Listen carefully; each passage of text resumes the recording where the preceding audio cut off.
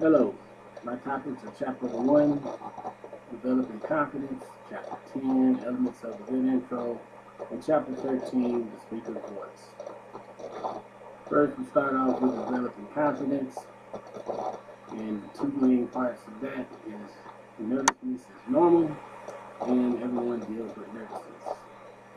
Alright, and the fact that nervousness is normal, everyone has to deal with it, whether you're an elementary school student in a school play, or the President of the United States having to give a speech on political matters. Stage fright is the anxiety over the prospect of giving a speech in front of an audience. This is something that everyone has to deal with, and everyone has gone through it.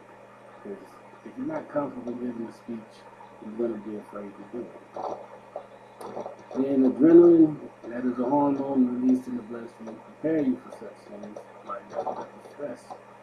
And giving a speech or performing in front of people is mental stress. Alright, ways to deal with nervousness. You can acquire speaking experience. And in order to do this, you actually have to give a speech. And everyone is nervous about this, but you just got to do it. You can procrastinate all you want. You still got to produce and give your speech. You got to prepare. That means practice. And the only way you're going to get better is to actually practice. Make sure your notes and everything that you have for your speech is well rehearsed, or if you need to refer to them, you have them right there where you can actually read them or access them. Think positively. I know some people think that having to give a speech is a negative experience, but it can be a positive experience, giving you a sense of accomplishment. Use the power of visualization. Visualization is mental imaging in which the speaker vividly pictures him or herself giving a successful presentation. Think like you're going to do it, and then you actually do it, and when you're done, you don't have to worry about doing it. No, the most nervousness is not good. If you're up there talking and you feel like you're fidgeting or something like that, it's normally a little muscle twitch that no one can really see, or you might do a slurp or something, anything like that. And it's real small, not everybody can see it. And don't expect perfection. No one is ever perfect, but you always try to be better. And that's all we strive for, is to actually be better.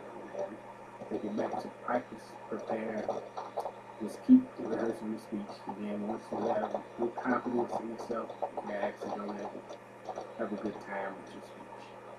Moving on to Chapter 10, the elements of a good introduction. The main purpose of a good introduction is to get the attention and the interest of your audience. Ways to do that is to relate the topic to your audience. People pay attention to things that affect them directly. If you can relate that to your listeners, then they're going to be more apt to listen to what you have to say.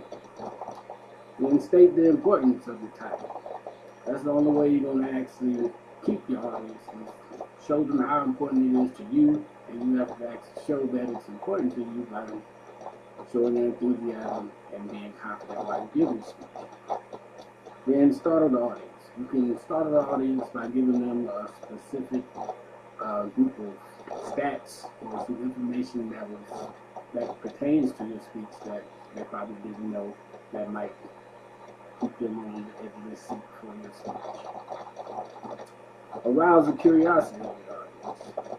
Draw them into your speech with a series of statements that progressively whet their curiosity about the speech. Or you can question the audience.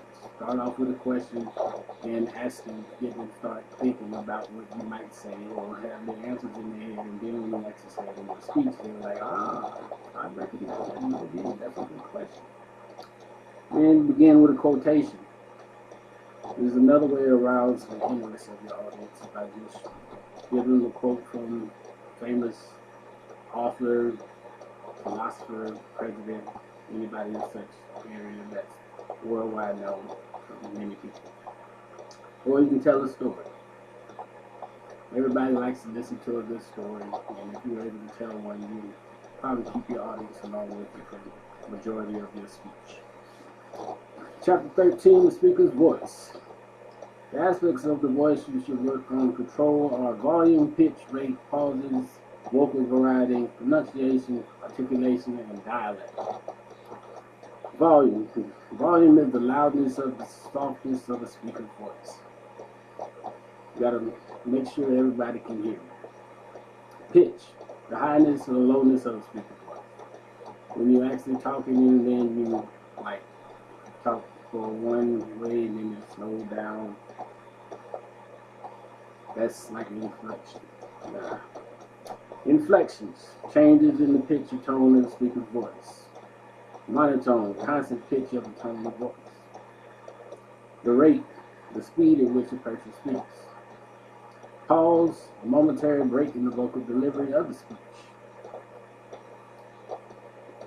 A vocalized pause is something like you got to be conscious of these and try not to use too many of them because that will throw your audience off something. Pronunciation is when you're actually pronouncing the words like the instead of the or something like that. Articulation, that's when you actually speak out every letter of the word. That way people can understand what you're saying. And the dialect, that's basically your accent. If you're Spanish, you might have a R in your voice, or Russian, you might have a H. So, that's all. Thank you. Bye.